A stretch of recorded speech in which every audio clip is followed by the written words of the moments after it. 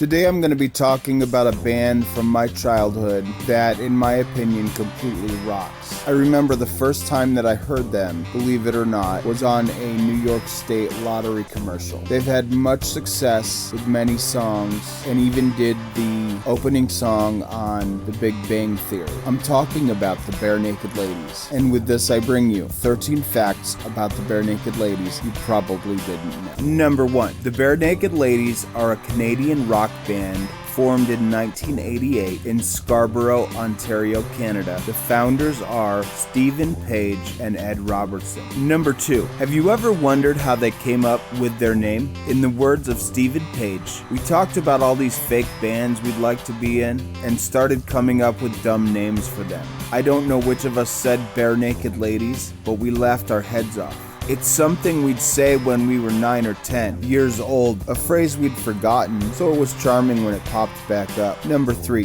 they are Canada's first platinum indie band. Number 4, when speaking about the early days, Ed Robertson said, "I think we certainly felt a bit naive trying to burst onto the Toronto club scene." Number 5, in 1991, the Barenaked Ladies released a self-titled 5-track cassette, also called the Yellow Tape due to its bright, almost obnoxious yellow cover, which featured the songs Brian Wilson, Be My Yoko Ono, and If I Had $1 Million.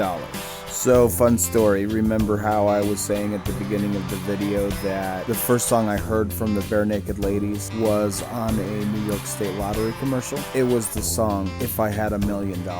Number 6, the album Stunt from 1998 became a top 10 album in the United States on the heels of the number 1 Billboard single one week. Number 7. In 1991, Toronto city officials, with the support of then Mayor June Rowlands, ruled that the band could not perform at the city's New Year's Eve celebrations because of its name. Ed Robertson recalls, "We just played in Hamilton instead. I thought it was a non-issue, but then we got a call from the Toronto Sun and it ran third page. Then the Toronto Star called and it ran front page.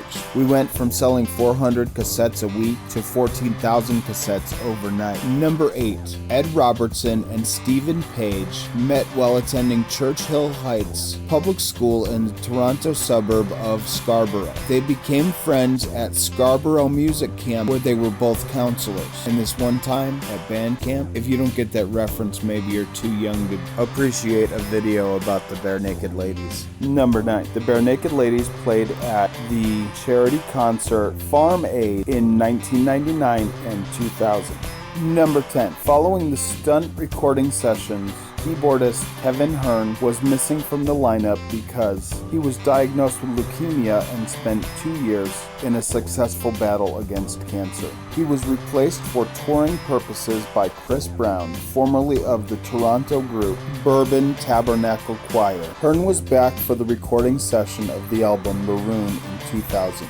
Number 11. April 1992, in front of the steps of the Scarborough City Hall, Barenaked Ladies signed a deal with New York-based Sire Records. Number 12.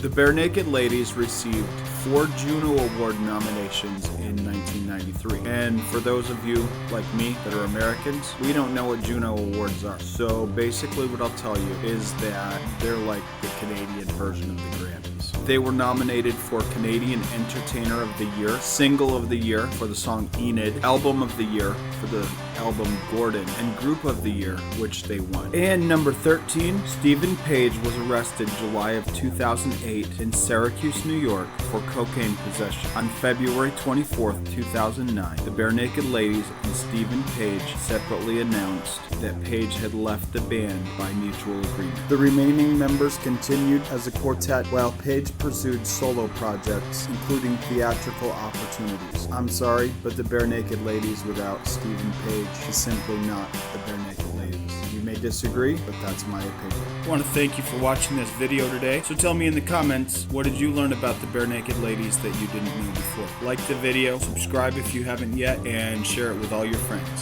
Thanks again. I hope your day is awesome and that you continue being kind to one another.